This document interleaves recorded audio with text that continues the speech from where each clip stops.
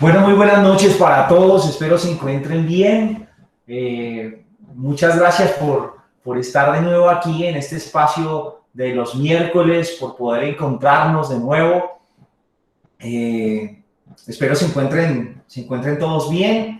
Ya estoy aquí pendiente también del chat. Muy buenas noches para todos los que van saludando. Y vamos a disponernos para nuestro cuarto encuentro de este curso bíblico que hemos comenzado. Hoy tenemos un tema que es un poco álgido, ¿sí? Hoy les va a pedir mucha fuerza y resistencia porque es un tema que puede ser un poco más complejo. Vamos a hablar un poco de los métodos de interpretación de la Biblia y ya les iré contando de qué se trata, pero vamos a tratar de que no sea un tema ladrilludo. Me parece importante que lo conozcamos porque hace referencia a la manera como el estudio de la Biblia también va a implicar cierta rigurosidad. O sea, cuando analizamos textos en la literatura y lo hacemos en textos de carácter histórico, por ejemplo, se usan métodos que nos ayudan a desentrañar el significado del texto como tal. Y ahorita vamos a hablar un poquito de eso y vamos a hablar de eso, de lo que dice la iglesia al respecto y de cómo funcionan esos métodos. Les repito, es un tema que puede ser un poco denso, vamos a tratar de que no lo sea tanto y voy a estar muy atento a sus comentarios y a sus dudas. Yo quisiera invitarlos para que nos dispusiéramos para iniciar este encuentro con Dios y que lo hagamos poniéndonos en sus manos. Los voy a invitar para que nos pongamos en la presencia de Dios en el nombre del Padre, del Hijo, del Espíritu Santo. Amén. Yo quiero invitarte para que ahí donde estás le des gracias a Dios. Piensa por qué le quieres dar gracias a Dios en esta noche. Las cosas que pudiste vivir, aún en medio del estrés seguramente de algunos, del cansancio, los momentos de alegría, la gente bonita, esa gente que amas y que está contigo, la vida de tus familiares, de tus amigos. La maravilla de poder respirar, darle gracias a Dios ahí en esta noche. Como hijos agradecidos, pidamos también al buen Dios que nos dé la gracia de su Espíritu Santo. Y que ese Espíritu Santo sea el que nos acompañe, nos ilumine, nos permita aprender acerca de la palabra de Dios cada vez más, que nos dé entendimiento, sabiduría. Pídele ahí el Espíritu de Dios. Dile, Señor, regálame la gracia de tu Espíritu Santo. Bendíceme, Señor, asísteme con tu Espíritu. Yo quisiera invitarlos a pedir ese Espíritu de Dios con un canto muy conocido por todos. Si estás solito y en casa y lo puedes cantar, cántalo, si no simplemente que sea nuestra oración. Pedirle a ese Espíritu de Dios que se mueva en nosotros.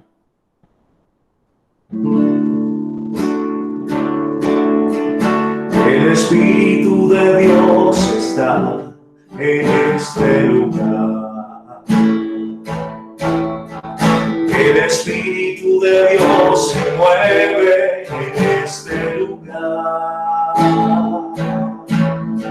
Está aquí para consolar, está aquí para liberar, está aquí para guiar. El Espíritu de Dios está aquí. El Espíritu de Dios está en este lugar. El Espíritu de Dios se mueve en este lugar. Está aquí para consolar, está aquí para liberar, está aquí para guiar. El Espíritu de Dios está aquí.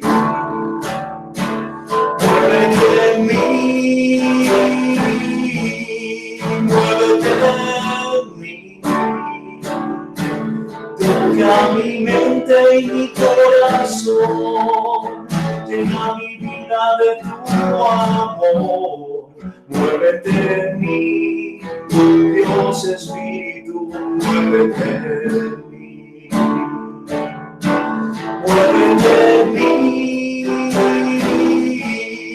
muévete en mí. Toca mi mente y mi corazón. Llena mi vida de tu amor. Muévete en mí, Dios Espíritu, muévete en mí. Muévete en mí, Dios Espíritu, muévete en mí.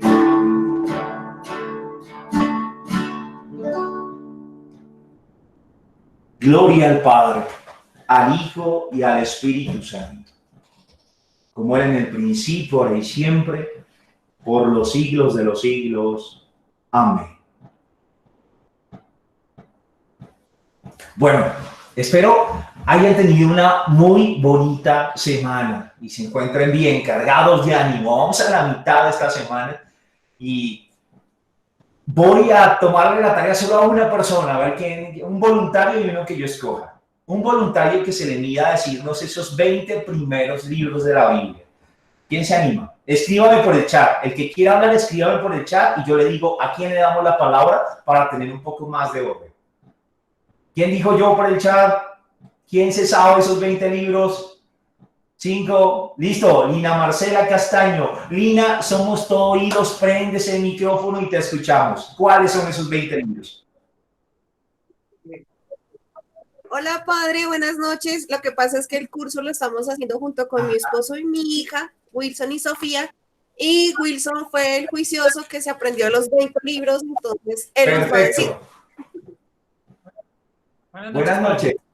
Bueno, primero es Génesis, el segundo es Éxodo, Levítico, Números, Deuteronomio, Josué, Jueces, Ruth, primera de Samuel, segunda de Samuel, primera de Reyes, segunda de Reyes, primera de Crónicas, segunda de Crónicas. Sigue Esdras, Nehemías, Judith, Tobit, primera de Macabeos, segunda de Macabeos. Creo que hasta ahí es. Muy bien, se me comió uno, se me comió a Esther, pero estuvo muy bien el ejercicio de memoria. Muy bien. Y bueno, vamos a esperar que también. No lo sé yo.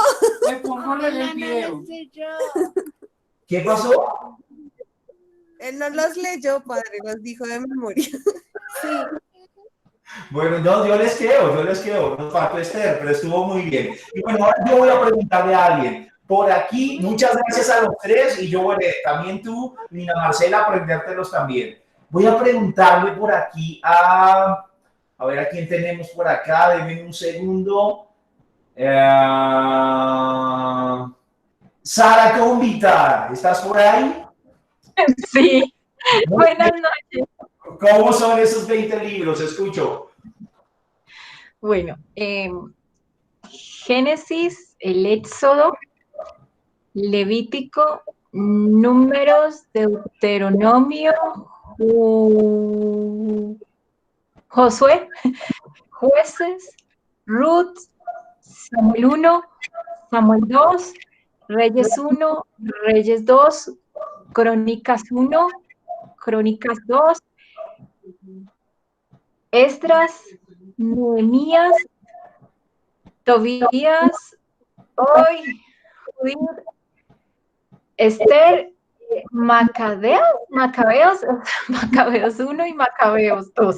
Bueno, ok, muy bien, gracias Arita, excelente. Y bueno, yo, pero no me aflojen, en este los vi más duditativos un poco. Acuérdense que nos vamos a aprender esos 73 libros, esa es la meta. Entonces, pilas con eso. Uno más que pasa, Ana Verónica, que te vi por aquí la colita. ¿Cómo son esos? ¿Te los aprendiste o no? Listo, Anita. Velo, dale.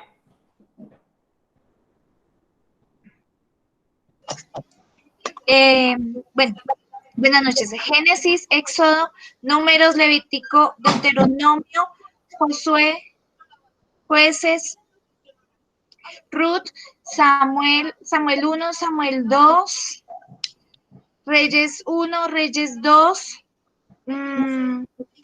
Espera, yo sé. Tobías, Crónicas. Judith, Esther y los dos últimos, Macabeos 1 y Macabeos 2. Ok. Por ahí me faltó Crónicas y Esdras, pero bien, súper. Solo afianzar esos que faltan. Muchas gracias. Y bueno, muy bien. Tenemos entonces, yo voy a todos hacer la tarea pendientes. Todos los días repasen los ejercicios de memoria. Lo bonito conocer cuáles son los libros de la palabra nos va a ayudar mucho a buscar más adelante cuando tengamos que buscar textos y demás. Vamos a empezar con nuestro tema de hoy. Hoy les dije que vamos a hablar de los métodos de estudio bíblico.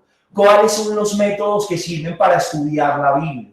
¿Sí? El estudio de la Biblia también reviste un carácter científico. Es palabra de Dios, pero también cuando queremos estudiarla hay algunos métodos que ayudan a acercarnos a la verdad que se contiene aquí.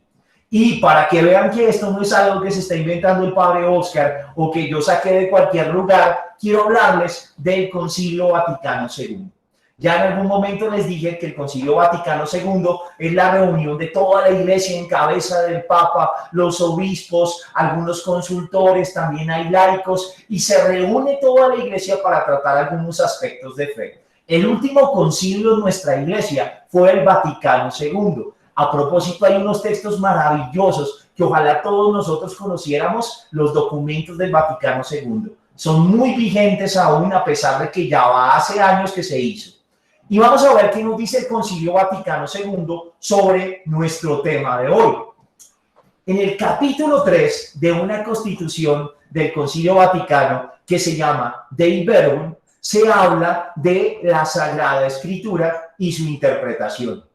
En el numeral 11 dirá lo siguiente, ahí puedes ver el texto para que te familiarices con lo que dice el concilio. Las verdades reveladas por Dios que se contienen y manifiestan en la Sagrada Escritura se consignaron por inspiración del Espíritu Santo.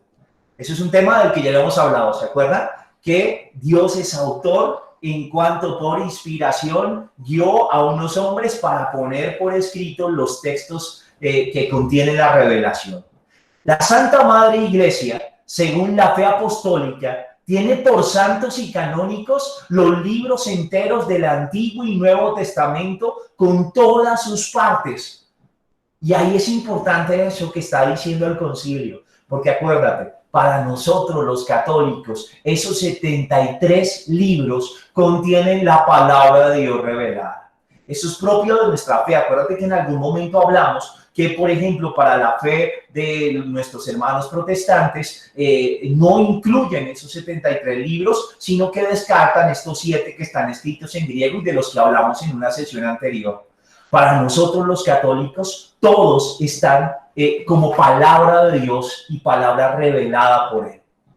Porque escritos bajo la inspiración del Espíritu Santo, tienen a Dios como autor y como tales se le han entregado a la misma iglesia.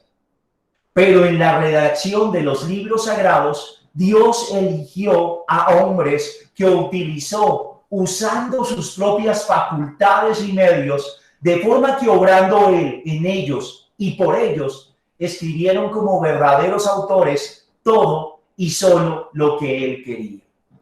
En esto que está diciendo, ese parrafito que estás viendo allí, está diciendo que caramba, que Dios se ha valido de hombres que están inmersos en una cultura determinada, hombres que como autores tenían una forma de escribir, que tenían su estilo literario propio, y con eso, respetando profundamente eso, Dios se vale de ellos para escribir el mensaje de su palabra.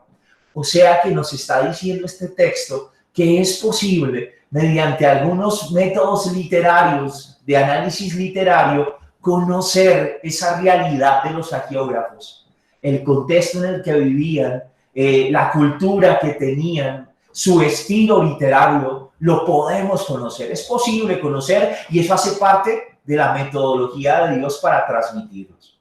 Eso en el numeral 11 de la Dei Verbum del Concilio Vaticano II. En el numeral 12, esta Constitución sigue hablando de este tema. Ojalá, si te causa inquietud, pudieras buscar ese documento y leerlo completo. Es maravilloso, créeme que sí. Y en el numeral 12, mira lo que dice. Habiendo pues hablado Dios en la Sagrada Escritura por hombres y a la manera humana, para que el intérprete de la Sagrada Escritura comprenda lo que Él quiso comunicarnos, debe investigar con atención lo que pretendieron expresar realmente los agiógrafos y plugo a Dios manifestar con las palabras de ellos. Esta Constitución nos está invitando a algo, y es a que tú y yo debemos investigar qué es lo que el texto quiere decirme a mí, y más allá todavía, ¿qué fue lo que quiso decir el que escribió esto? ¿Qué fue? Es nuestra tarea investigarlo. No es solo lo que nos parece, no puede uno como, sí, esto es tal cosa. No, hay que hacer un estudio serio, concienzudo, con el fin de descubrir qué es lo que Dios quiere decir en esta palabra de Dios. ¿Qué fue lo que el autor humano, el agiógrafo, plasmó aquí? ¿Por qué lo está diciendo? ¿Cuál fue el contexto? ¿A qué se debió? Esas son preguntas que deben guiar nuestra investigación. Y continúa hablando ese numeral de la Dei Verbum, y mira lo que dice. Para descubrir la intención de los agiógrafos, o sea, para saber qué era lo que pretendía el autor humano al escribir, entre otras cosas, hay que atender a los géneros literarios. Mira que la misma Iglesia nos está diciendo la pertinencia del tema que vimos hace 8 días. Hay que atender a eso, puesto que la verdad se propone y se expresa de maneras diversas en los textos de diverso género, histórico, profético, poético o en otros géneros literarios. Conviene además que el intérprete investigue el sentido que intentó expresar y expresó el agiógrafo en cada circunstancia según la condición de su tiempo y de su cultura. Mira lo interesante que está diciendo ahí. Está diciendo que para que tú y yo podamos de verdad comprender el mensaje aquí revelado, tenemos que fijarnos en la cultura de quien escribió esto. Ese pueblo al que pertenecía la gente que puso por escrito la palabra de Dios tenía unas características que tenemos que conocer. Pero también nos está diciendo que vivieron en un tiempo. Y mira, por ejemplo, los que vivimos en el 2020 nos tocó una pandemia y eso aparecerá en la historia seguramente. A ellos en su tiempo les debieron tocar muchas cosas que tú y yo debemos tratar de conocer para comprender por qué es que hablan como hablan. A eso hace referencia al conocer el tiempo y la cultura. Hay que atender cuidadosamente, pues para entender rectamente lo que el autor quiso afirmar en sus escritos, hay que atender cuidadosamente tanto a las formas nativas usadas de pensar, de hablar o de narrar vigentes en los tiempos del agiógrafo, como a las que en aquella época solían usarse en el trato mutuo de los hombres. Nuevamente estamos en el plano cultural. Nos está enfocando que es importante conocer eso que nos plantea la Dei Verbum. Y continúa hablando.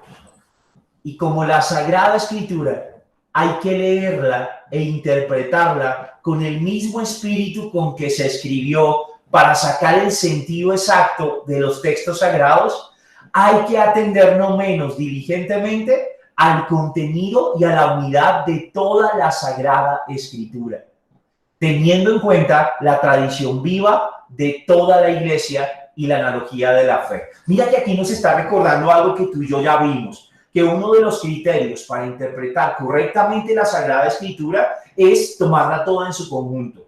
Que uno no puede tomar una parte y ya, de ahí simplemente sacar toda la verdad, sino que cada parte guarda relación con el todo.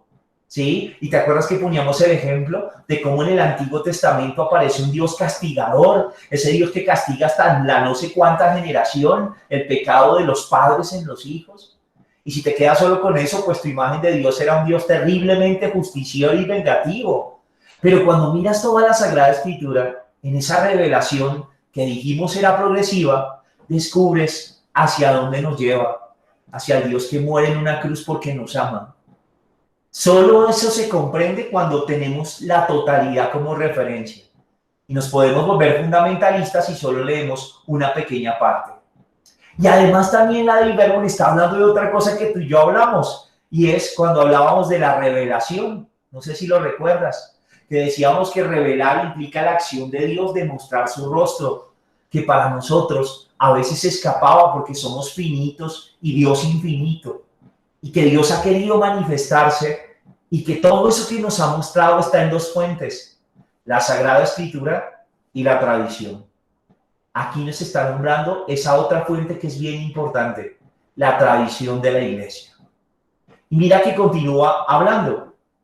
Es deber de los exégetas trabajar según estas reglas para entender y exponer totalmente el sentido de la Sagrada Escritura, para que como en un estudio previo vaya madurando el juicio de la iglesia, porque todo lo que se refiere a la interpretación de la Sagrada Escritura está sometido en última instancia a la iglesia, que tiene el mandato y el ministerio divino de conservar y de interpretar la palabra de Dios. Aquí una vez más nos están hablando de otra cosa que tú y yo ya hablamos, y fue de cómo la iglesia es maestra y cómo otro criterio para leer adecuadamente la Sagrada Escritura era leerla con la iglesia. No es lo que a mí me parezca de la palabra, no. Sí es lo que me parece, pero también lo que como mi comunidad eclesial, mi familia de fe, ha discernido a través de esto. Y habla de los exégetas. Ahora te voy a explicar ese término que para algunos puede ser enredado. Te voy a decir en qué consiste la exégesis y lo vamos a aprender hoy, ¿vale? A Marian, vi tu pregunta, ¿qué significan exégetas? No te angusties, que precisamente de eso vamos a hablar hoy. Estos son los textos de la Dei Verbum, son apenas 2 numerales los que te copié aquí, aunque parezcan larguitos. Es todo un documento, que ojalá lo leas, insisto.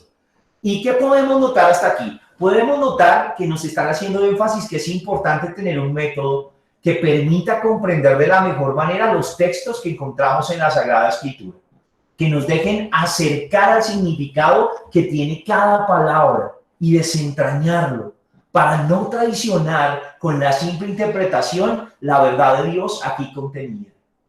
Eso sí está, claro está, sin perder que no es un libro para estudiar como se estudia un objeto de conocimiento científico. Es más que eso. Es también palabra de Dios y sobre todo tiene un carácter dinámico. Está viva y lo que significa que también me sigue hablando a mí hoy. Lo uno no contradice lo otro. Tener rigor, conocer los métodos para poder acercarnos y no traicionar la verdad aquí contenida es una responsabilidad. Y también vivirla como creyentes y recibirla desde la fe. Las dos cosas pueden ir juntas. Por eso vamos aquí a responder un poco a la pregunta que plantea Marian. Marian pregunta, ¿qué significa exégetas? Y vamos a empezar por definir qué es exégesis. Algunos quizás han escuchado ya la palabra, otros tal vez la pueden oír como nueva. Y aunque suene enredada, vamos a tratar de descubrir aquí su significado.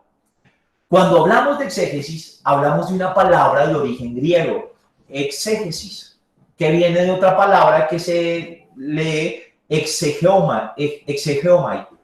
Y esa palabra griega significa explicar. Explicar. Esa es la literalidad del término exégesis. Explicar.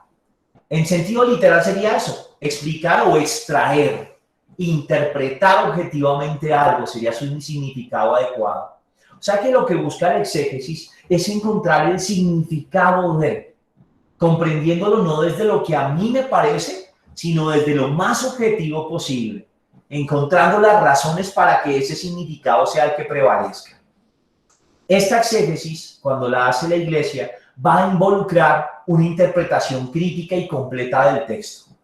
Va a implicar mirarlo en detenimiento al texto en general que estamos estudiando y descubrir ahí cuál es la verdad, la intención del autor, cuál es el contexto.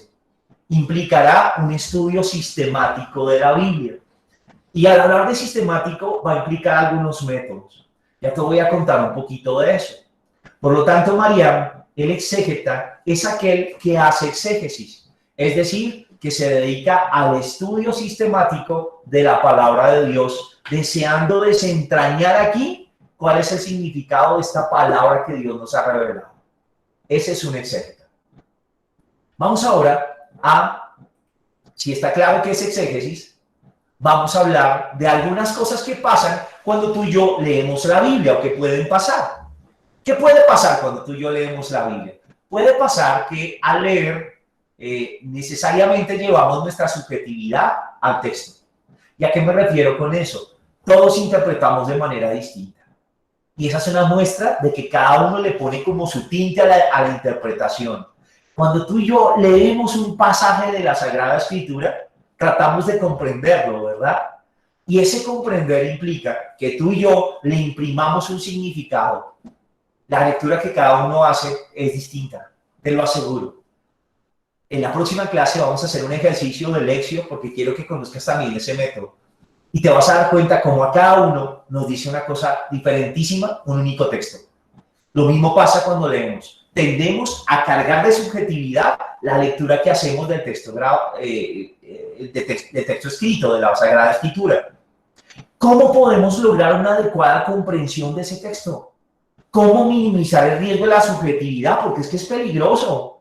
Imagínate si yo digo que definitivamente aquí, no, es que en la Biblia no dice de ese dogma de la virginidad de María, entonces yo ya no soy católico. Síganme los 20, los 30 que estamos aquí, andamos y todo aparte, porque es que mire que aquí dice, la palabra me dice. Es fuente de división, te lo aseguro. Si uno se queda en la subjetividad, la puede embarrar y puede definitivamente traicionar el mensaje que Dios quiere darle. ¿Cómo hacer para que eso no pase? De hecho, hay otra cosa que pasa, y es que ustedes y yo, la mayoría de nosotros, hemos crecido yendo a misa. Y cuando uno va a misa, uno ya tiene presentes muchos textos. Les voy a poner un ejemplo.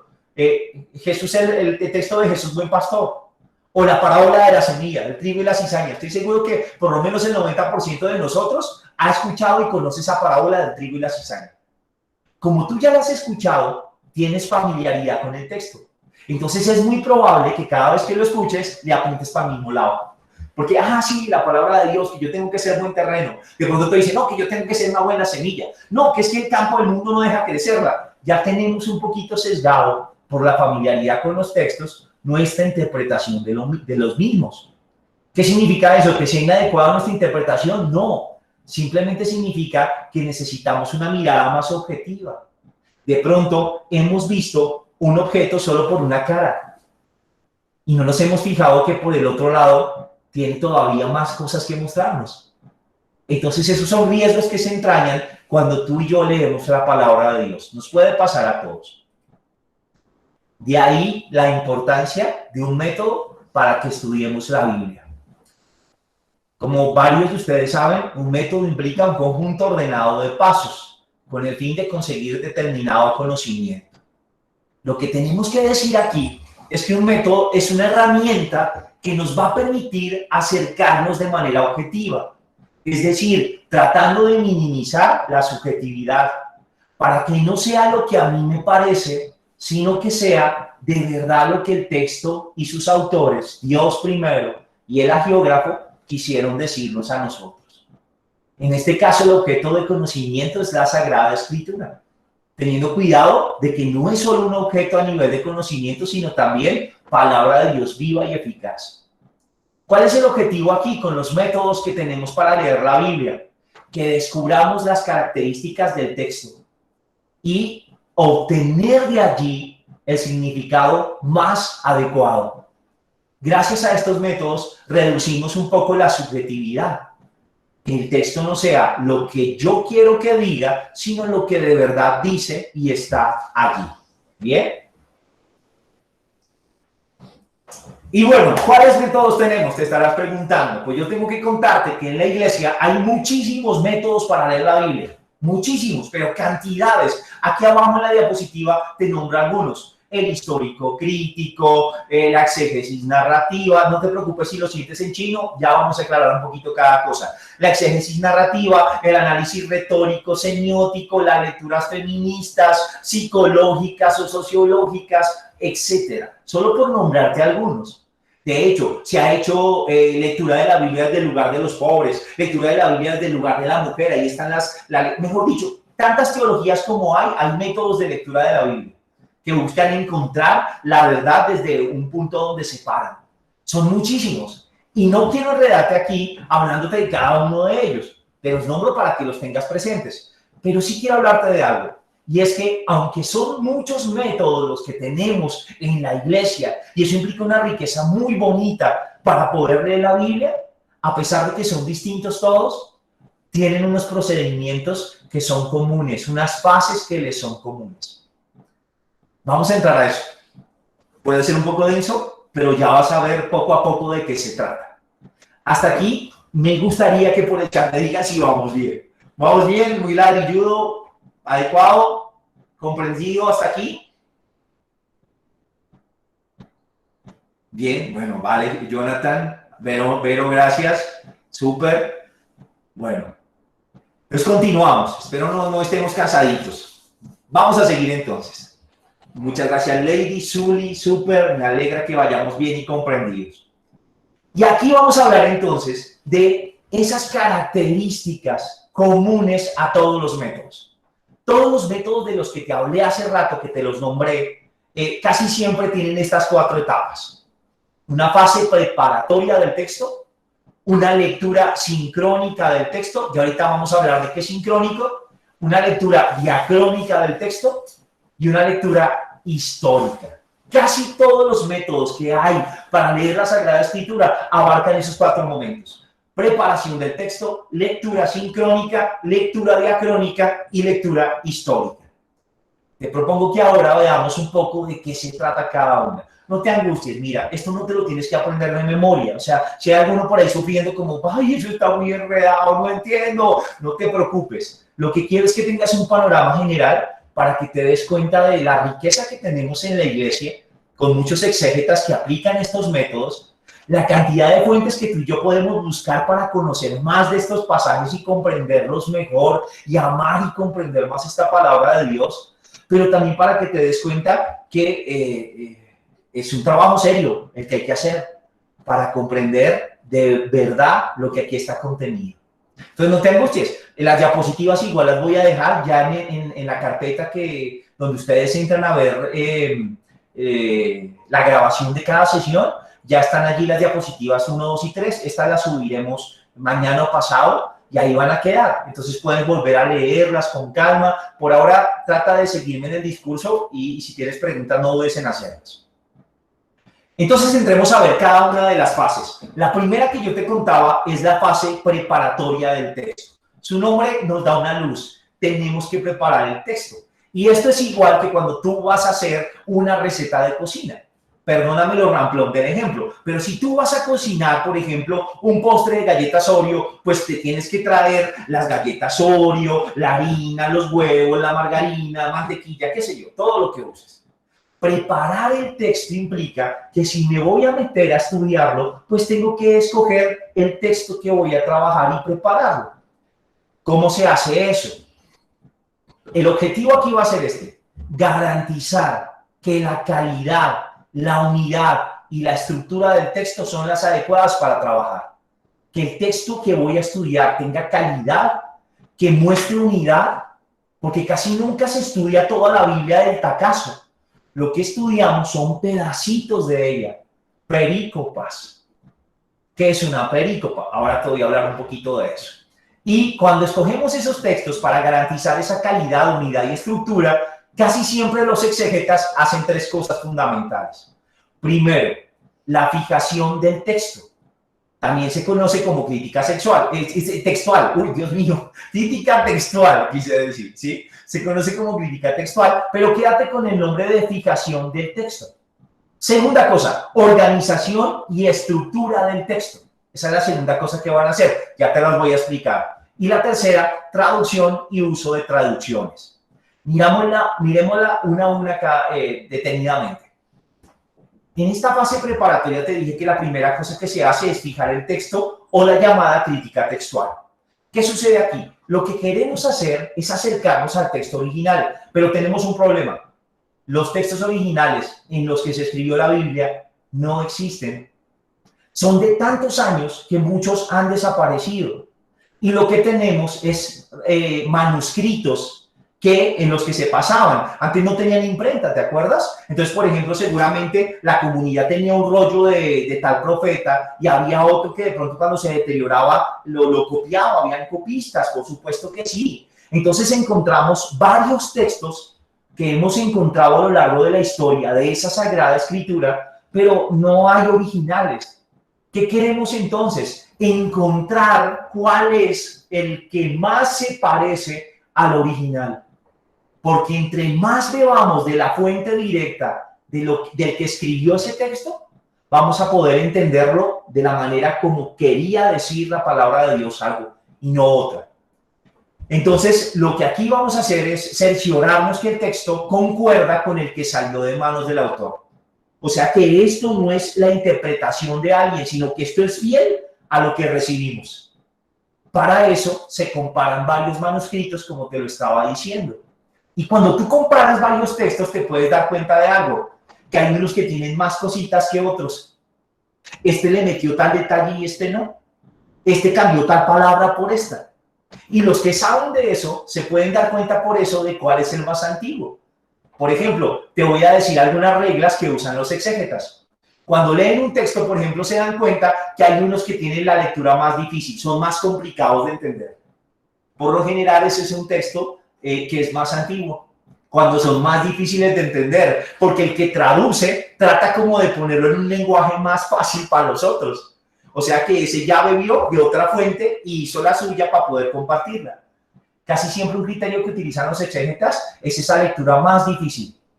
Segundo criterio, la más breve. Los textos originales, por lo general, son muy breves. Ya cuando alguien los toma de base para escribir algo nuevo o traducirlos, a veces se extiende más en los detalles para hacerlo más comprensivo, pero en realidad los textos originales, las fuentes casi siempre son muy breves. Te voy a poner un ejemplo, aunque de eso vamos a hablar en otra clase de este curso, y es los evangelios. Si tú miras a Marcos, Marcos es de los más escuetos al hablar, es muy sintético, mientras que los otros evangelios tienden a dar más detalles. Marcos es fuente para Mateo y para Lucas y para algunas partes de Juan. Entonces mira cómo lo más breve tiende a ser un criterio para algunos exégetas de decir definitivamente es de los textos más antiguos y puede ser más fiel a lo que el autor bíblico quiso expresar. Y el texto que explica el origen de los demás, como te ponía el ejemplo de los evangelios. Al darnos cuenta que Marcos explica el origen de Mateo y de Lucas, entonces podemos decir que definitivamente la fuente es Marcos. Así sucede cuando buscamos entre todos los rollos que tenemos de los textos, aquellos que corresponden al más antiguo o al que puede parecerse más al original que salió de las manos del autor. Esto hace parte de esa fase preparatoria, identificar ese texto sobre el cual vamos a trabajar. Esta fase va a implicar, apenas tengo mi texto, ya sé que este es sobre el que voy a trabajar, porque es el que considero que está más cercano a la versión original, va a implicar otro trabajito, y es el de organizar y estructurar ese texto. Es como el segundo paso, como el mezcle los ingredientes, digámoslo así, si fuese una receta. Aquí, ¿qué vamos a hacer? Vamos a escoger un fragmento o perícopa. Como te lo decía hace rato, los exégetas no estudian el texto completo. De hecho, la Biblia no se hizo ni para leerse de carrera como se lee una novela de García Márquez o algo así. No. La Biblia se hizo para degustarla. Y cuando tú y yo la estudiamos o los exégetas las estudian pequeños pedacitos. Cuando hablamos de perícopa, hablamos de una unidad literaria dentro del mismo texto que tiene un sentido completo en sí misma. Las Biblias de ahora nos facilitan mucho identificar las perícopas. Si tienes ahí tu Biblia, por ejemplo, y abres alguno de los evangelios, el que tú quieras, verás que existen algunos subtítulos.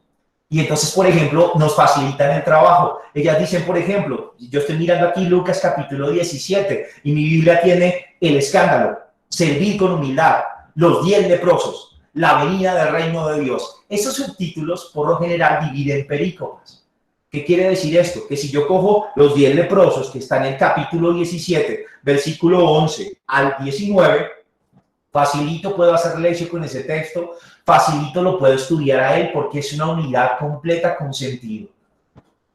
Estas perícopas las identifican los estudiosos no basándose en la Biblia. Yo te estoy contando cómo está esto, porque para nosotros que no somos exégetas profesionales, pues nos facilita la tarea. Pero el exégeta se va al texto, se lo empieza a leer y dice, muestre a ver esto dónde empieza.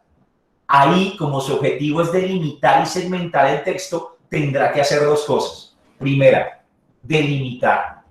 ¿Cómo se delimita un texto? Cuando tú lees el Evangelio, por ejemplo, te das cuenta que hay cosas que cambian de lugar, de tiempo, ¿sí? Resulta que en un momento estaba Jesús con Nicodemo y después, ¿cómo así que apareció en casa de un publicano? ¿Te das cuenta? Hay un cambio. Estaba a orillas del lago y de un momento a otro subió a la montaña. Me cambiaron el escenario. Esos cambios indican, aquí estás ante una perícopa distinta. Podríamos llamarlo, y espero no estar errando en el ejemplo, como una escena. Casi que cada perícopa es una escena completa con sentido. Cuando te hacen un cambio de lugar, ¡pum!, o de tiempo, ¡pum!, al anochecer, ¡pum!, ya me están diciendo, aquí hay un cambio. Estamos en un cambio. Eso ayuda a delimitar un poco las perícopas, esos cambios que se introducen. Cambios en personaje, cambios en lugar, cambios en tiempo, cambios en acción. Usualmente en la Biblia hay fórmulas de inicio. Entonces, por ejemplo, tú vas a poder observar que en los profetas hay una muy conocida. Ellos casi siempre empiezan una perícopa diciendo, vino sobre mí la palabra del Señor. Ese es su inicio. Entonces, esas fórmulas que también están en los evangelios y en todas las narraciones nos ayudan a identificar dónde comienza la perícopa, el texto como tal.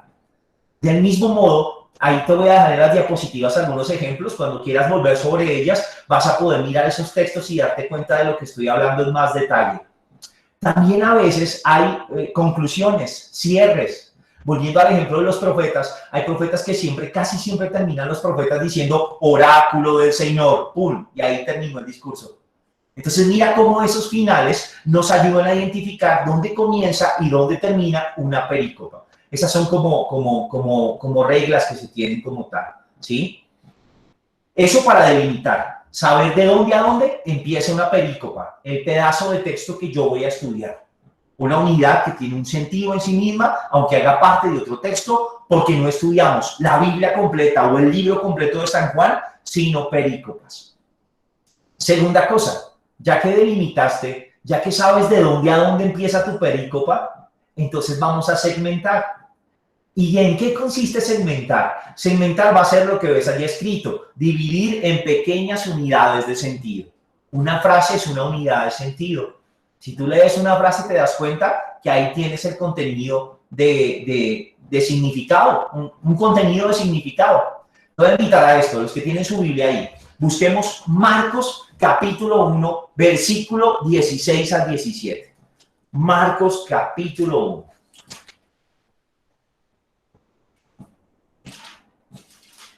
Versículo 16 al 17. ¿Listo? Leámoslo ahí, échale un ojito. Ahí lo tienes.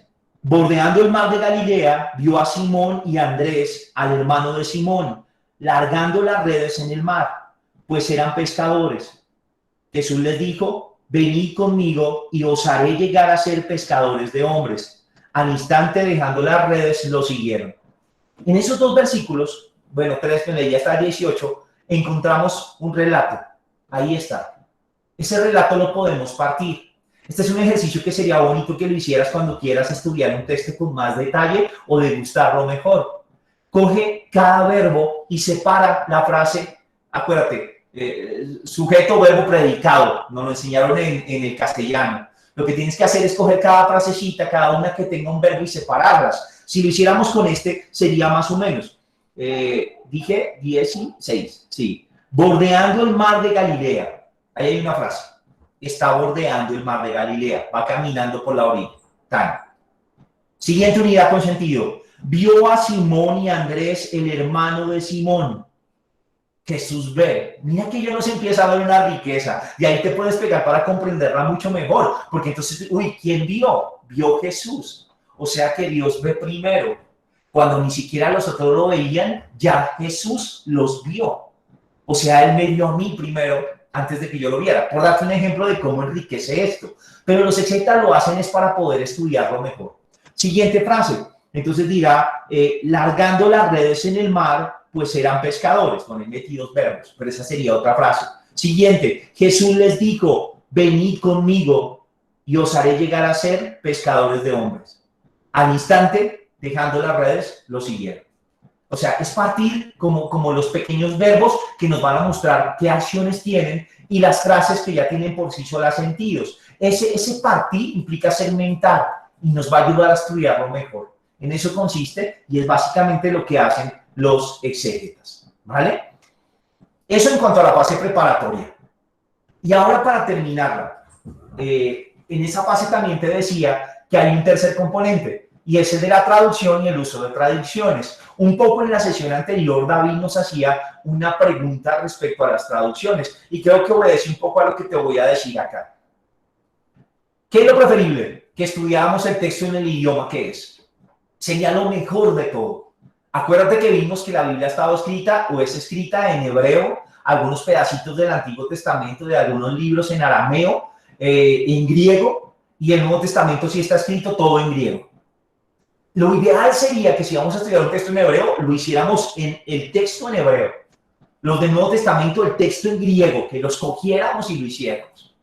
Sin embargo, pues no todos sabemos griego, no todos sabemos hebreo, mucho menos arameo. Entonces, ¿qué nos toca? Pues pegarnos de una traducción, de alguien que conociendo el idioma nos lo ponga aquí para nosotros estudiar. No es el ideal, porque como lo veíamos, toda traducción ya es una interpretación.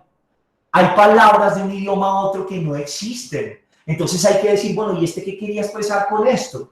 ¿Y cuál es la palabra del idioma que traduzco que puede acercarse un poco más? Pero simplemente es acercarse. En ese proceso de traducir se van a perder muchos detalles, cosas como de estilo, a nivel de fonemas, algunas veces incluso literarias. No sé si les ha pasado, alguna vez yo, por ejemplo, trataba de cantar en español una canción que estaba en inglés y uno no le cabe ni la letra, ¿no? Cuando uno trata de ponerla, no le da ni la métrica, le tocaría cambiar la frase para poder meterla en la misma melodía. Algo sucede igual con estos textos. Cuando se traduce, se cambian cosas, se pierde, ¿sí? Y entonces, ¿por qué? Porque toda lengua es expresión de una cultura. Nuestro español no es solo español, está impregnado de todo lo cultural que tenemos. Hasta tú y yo tenemos palabras que son solo nuestras y se ríen en el extranjero de oírnos decir, oye, ¿esa vaina qué es? ¿Sí? Aquí esa vaina significa otra cosa. Mira cómo lo cultural permea el lenguaje. Entonces, cuando una cultura con su lengua trata de traducir otra, no es lo más sano. Sería ideal ir a la primera, pero bueno, nos toca confirmarnos con la traducción. Y podrás notar, por ejemplo, cuando leímos este texto, que seguramente muchos dirían, aquí dice palabras diferentes. Hay varias versiones de la Biblia y varias traducciones. Todas las traducciones de la Biblia casi siempre hacen uso de alguno de estos dos tipos de traducción. Te voy a poner dos extremos de traducción. Primera forma, la formal, y la segunda, la dinámica. ¿En qué consiste traducir algo de manera formal? Consiste en pegarse al texto. Ese trata de encontrar, de ser lo más fiel al original. Voy a poner un ejemplo de una Biblia que trata de hacer eso, la Biblia de Jerusalén. Ella trata de copiar la palabra lo más exacta que se pueda al original, por eso es una buena Biblia de estudio. Y aquí se van a fijar en la sucesión de palabras, la sintaxis, la sonoridad, etcétera, tratando de ser lo más fiel al texto. Esa es una traducción formal. Pero también hay otra manera de traducir y es la traducción dinámica. ¿Qué le interesa a la traducción dinámica? Le interesa descubrir, venga, este man de Marcos ¿qué quiere? Este man quiere motivar, este man quiere persuadir. Entonces, cuando yo traduzco, tengo en cuenta el texto original, pero también uso mis palabras para reforzar la intención que tiene el autor. Es decir, si quería persuadir, yo uso mi lengua también para ayudarme un poquito a que persuada el texto. Esa es una traducción más dinámica. En el polo de lo formal o de lo dinámico vamos a encontrar todas nuestras Biblias. Algunas se pegan más a lo formal, como las Biblias de estudio, y otras más populares se pegan más a lo dinámico, buscando transmitir cuál era el efecto que buscaba el que escribió sobre la gente cuando lo leyera y reforzarlo desde su lengua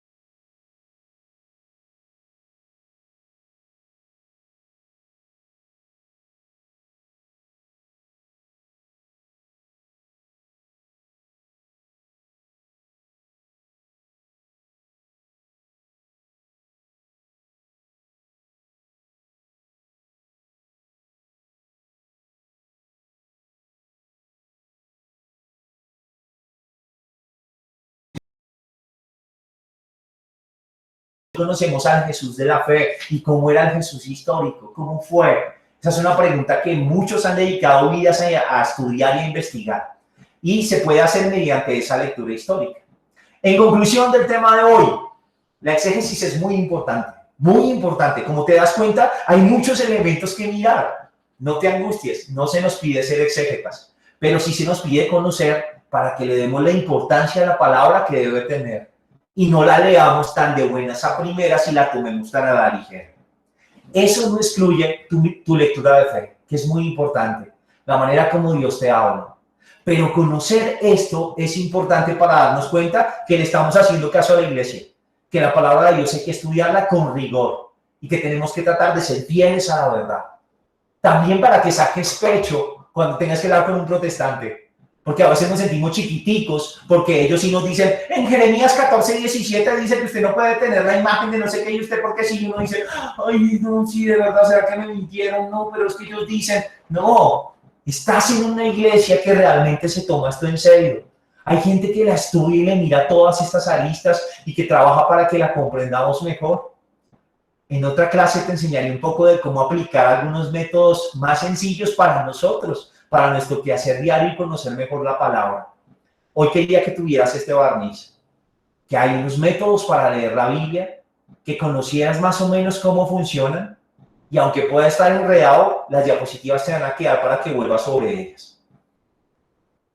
Para los que deseen profundizar, si quedan con ganas, hay un documento muy bueno que sacó la Pontificia Comisión Bíblica en el año 1993 y se llama La interpretación de la Biblia en la Iglesia. En la carpeta, que ya algunos han tenido acceso, donde están los videos de las clases, las diapositivas y demás, les dejé ya este PDF. Si alguno se interesa por el tema y quiere conocer más, descárguelo y se lo lee. Ahí te hablan más de los métodos, del método histórico crítico y de varias cosas que hablamos hoy aquí que te pueden servir para profundizar por si alguno quedó con ganas, ¿vale? Y finalmente, ¿cómo terminamos? Yo sé que fue una sesión densa, les agradezco por la paciencia y por estar, no es fácil escuchar a alguien todo este tiempo, pero sí me gustaría de pronto, si alguien me quiere compartir cómo termina, sería bonito para mí escuchar a 2 o 3, si me regalan ese tiempo. Si alguien va a hablar, dígame por el chat, dígame yo y así yo sé. Padre, yo hablo. ¿Quién se le anima a contarme cómo termina la sesión de hoy? Listo, yo hablo. Jonathan Gil. Jonathan, escuchamos. Muchas gracias, padre. No, padre, pues realmente muy bendecido y agradecido con su merced, con todo este conocimiento que nos comparte cada 8 días y nos hace entrar más en la teología que existe más allá del estudio bíblico y cómo funciona. Realmente pues yo termino muy, muy bien documentado de lo que estamos aprendiendo en cada sesión y realmente quedo con más ánimos y entusiasmo para seguir en las siguientes sesiones, padre. Muchas gracias, Jonathan, muchas gracias, me alegra escuchar eso. Bueno, por aquí hay varios. Eliseo, qué gusto leerte. Gracias por el tiempo de la evangelización. Me alegra que te haya gustado. Mucha cosa que no sabía, dice Adriana, para tener en cuenta. Ahora comprendo que es muy poco lo que sé de la Biblia. Sí, nos llevaría una vida conocerla, pero estamos aprendiendo cada cosita más. Les repito, no se angustien. Es mucha información, lo sé. Van a volver sobre las diapositivas. Yo no sé, Jonathan, si se nos puede hacer un favor. Por ejemplo, aquí está Sandy preguntando por el link para acceder. Ya lo puso. Buenas noches, para tener la información del curso, diríjense al formulario y si su merced les cuenta cómo va a ser para que ellos puedan acceder, Jonathan. Qué vergüenza. Listo, padre. No, tranquilo. Ahorita tenemos todo condensado en un drive. Con mi esposa estamos revisando la posibilidad de montar un classroom. Ya estamos haciendo aquí como unas pruebitas de cómo sería el acceso para que para que tengan más facilidad realmente. Entonces en el Classroom quedarían los videos, se pueden montar las tareas, se pueden hacer las evaluaciones que se decía, tener ese feedback, esa retroalimentación de cada respuesta que yo genere. Entonces estamos revisando eso, padre, y esperamos para la próxima sesión compartir esa información de cómo sería. Entonces, por favor, para el formulario, diligenciarlo con un correo de Gmail y así con eso no tendrán problemas. Digamos que para la sesión pasada a muchos les llegó la invitación, pero eran correos de tipo Hotmail, y cuando fueron a acceder a la carpeta les pidió que fuera Gmail. Entonces, para que lo tengan presente, por favor. Bueno, muchas gracias, Jonathan. Sin embargo, Sandy, ahora te envío el link para que también puedas ver la carpeta e ingreses por ahí. Muy bien, se nos fue el tiempo y no sé si hay alguna pregunta. Ya no los detengo más, pero los que quieran quedar, si tienen alguna pregunta, la podemos responder ahora. Sí, padre, quedaron un par de preguntas. Ajá. Una que nos hizo Wendy de: hola padre, una pregunta. Mi Biblia tiene los libros en un orden diferente. ¿Por qué será? Gracias. Okay.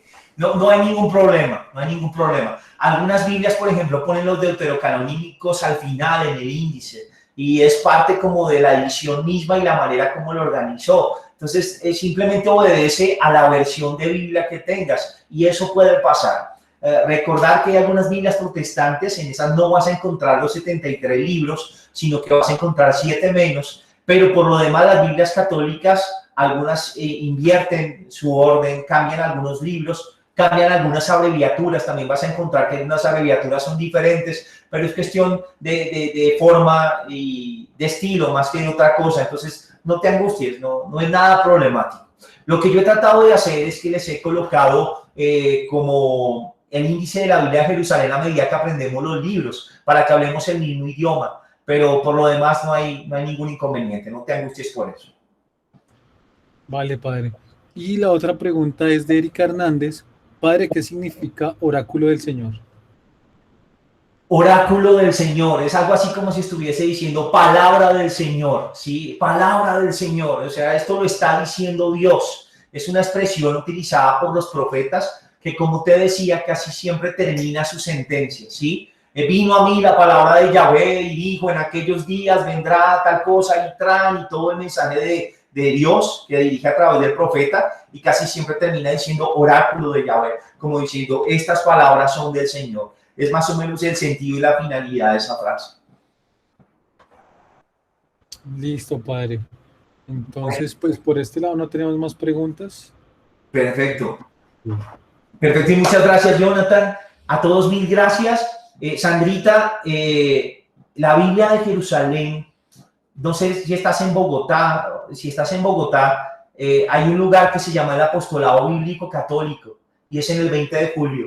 Allí es donde más barata la consigues, más económica la consigues. Si de pronto haces parte de la parroquia aquí nuestra de María Auxiliadora, nos ponemos de acuerdo y de pronto te la podemos traer para que la puedas adquirir aquí. Ya nos dirás luego por interno. A todos mil gracias. En 8 días nos vamos a ver y les voy a anticipar de qué vamos a hablar. Miren, en 8 días vamos a hablar de un método que ya muchos de ustedes conocen, pero que yo quiero que todos conozcamos y nos hagamos diestros en él. Se llama la lectura orante de la Biblia o Lectio Divina. Vamos a profundizar un poco de dónde surge ese método de lectura orante. Vamos a mirar cómo lo podemos aplicar en nuestra vida, porque es un método que tiene una gran riqueza. Vamos a mirar sus pasos y vamos a hacer un ejercicio de lección juntos. A ver cómo nos va, lo vamos a preparar bien bonito. ¿Qué quiero con eso? Que sea un método que ustedes ya puedan empezar a aplicar en sus casas, porque les va a ayudar muchísimo a encontrarse con la palabra y a exprimirla, a encontrarle todo el sabor. Terminado ese encuentro que tendremos de lección, nos meteremos un poco en el Antiguo Testamento. Vamos a ver algunas generalidades del Antiguo Testamento y luego nos vamos a focalizar en el Pentateuco, unas generalidades, y nos metemos al Génesis. Mi idea es que de cada libro puedas aprender algunas generalidades y meterte en algunos textos para que entiendas un poco la dinámica, el lenguaje de cada libro y sus particularidades. Vamos a ver cuánto nos lleva esto. La idea es disfrutar el camino y aprender. A todos muchísimas gracias y bueno, no siendo más, los dejo. Gracias por ese tiempo, qué bonito, por estar aquí. No se imaginan la alegría que uno siente de verlos cada 8 días tan juiciosos. De verdad que hacen que esto valga la pena y muchas gracias, ¿vale? Y bueno, si me permiten, Gracias, Padre, Dios lo bendiga. Si me permiten, voy a darles la bendición, ¿vale? Dios, que los ama inmensamente y que ha sembrado en su corazón el deseo de conocerlo y amarlo, los bendiga, los guarde siempre y los acompañe en el nombre del Padre, del Hijo, del Espíritu Santo. Amén. Una feliz noche para todos. No se les olvide la tarea, y va a estar cortica. Vamos por 25 libros. Hoy los sentí un poquito flojos, no sé por qué me dio la impresión, pero vamos por 25. Vamos a hacerlo de memoria. No tienen más tarea. Una feliz noche para todos. Gracias, Padre, Dios lo bendiga.